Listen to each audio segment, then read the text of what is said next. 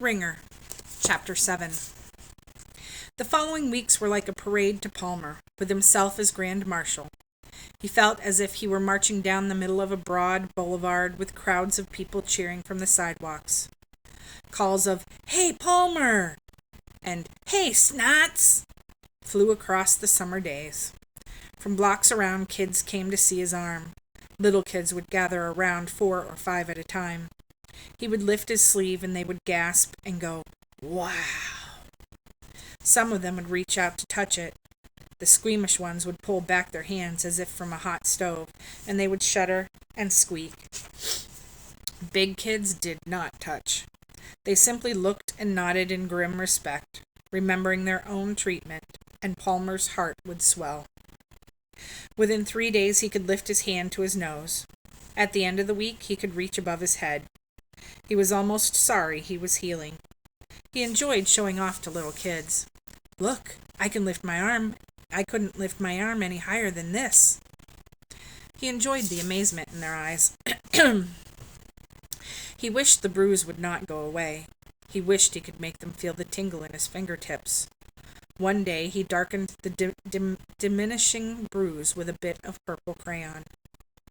One person was missing during his imaginary parade down the boulevard. Dorothy Gruzik. And for some reason, this bothered Palmer. Several times he saw her playing hopscotch in front of her house. Like Palmer, she was good at playing by herself. Of course, Palmer had buddies now, so he would never have to play alone again. Not if he didn't want to. He wondered if girls grouped up like boys. The first couple of times that Palmer walked past Dorothy did not even look up from her hopscotch. This was very unusual. Dorothy had always said hi. So the next time Palmer said it. "Hi." Dorothy just went on hopping one-footed, brown ponytail bobbing. "She's mad because I didn't invite her to my birthday party," thought Palmer. And that was understandable, but also besides the point. The point was getting her to look at that bruise, and the more she would not, the more Palmer wanted her to. Finally, he rolled his sleeve up to the shoulder and plopped himself down on her front steps. She went on playing, tossing a green beanbag into the chalk-numbered squares, and ignoring him. At last he thought of a funny thing to say. "Who's winning?" She said nothing. She tossed the beanbag to the farthest square and hopped on down and back. She tossed the bag out again, and just when it seemed she would never speak, she said, "Thanks for inviting me to your party." It made no sense, but Palmer was thrilled to hear her voice. "It was all boys," he said. "Good," she said with a disdainful sniff. Sometimes it amazed him that this girl, just out of 3rd grade, could make him feel so little. She went on hopping. "Did you hear my new name?" he asked her. She did not answer, did not even look up. "It's Snots." A short, snorty chuckle burst from her nose. Then she was stone-faced again. He turned so that his left arm was fully facing her, so she couldn't miss it. "I got the treatment, too." She went on hopping. "For 3 days I could only move my arm up to here." She didn't even look. "Want to see my bruise?" Her eyes never left the green beanbag. He stood. He smiled. "Want to touch it?" It was as if he wasn't there. So he ran off and found others to marvel at his bruise.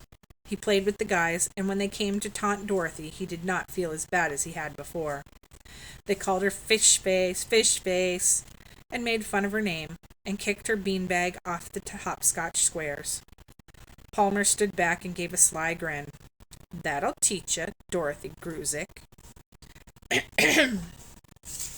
At the same time, she befuddled him. Not once did she raise her eyes to her tormentors or say anything back. She did not run into her house. She did not cry.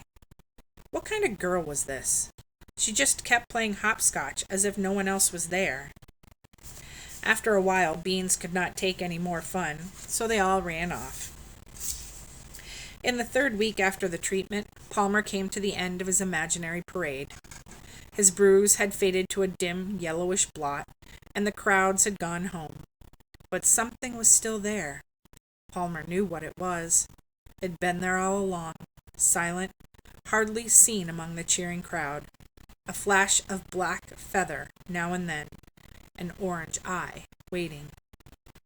As he kicked his checkered soccer ball along the streets, he could feel it lurking in the shadowy doorways, behind shaded windows. He would not look. He felt it come out of the shadows, and the sunlight on the back of his neck turned to frost. It was behind him. He picked up his ball and he ran. But he could not run from time. It was the first week in August. Family Fest had arrived.